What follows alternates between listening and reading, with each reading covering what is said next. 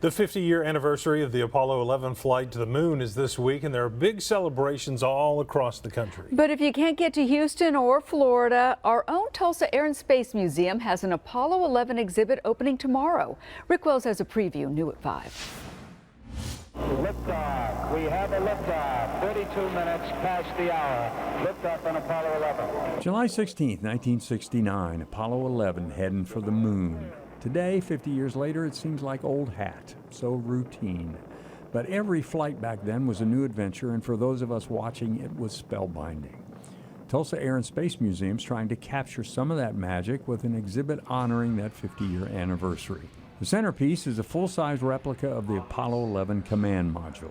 This was their home for the week and a half that they were up there. Alex London's the collections director at the museum. His job was to assemble all this from around the museum for the exhibit. For him, it was a learning experience. It's one small step for man. Learning that this was not just a national celebration, but a global celebration. There are models of the Saturn V rocket that took them to the moon, lots of photographs, and several hours of CBS News coverage of the launch, the moon landing, and the return to Earth.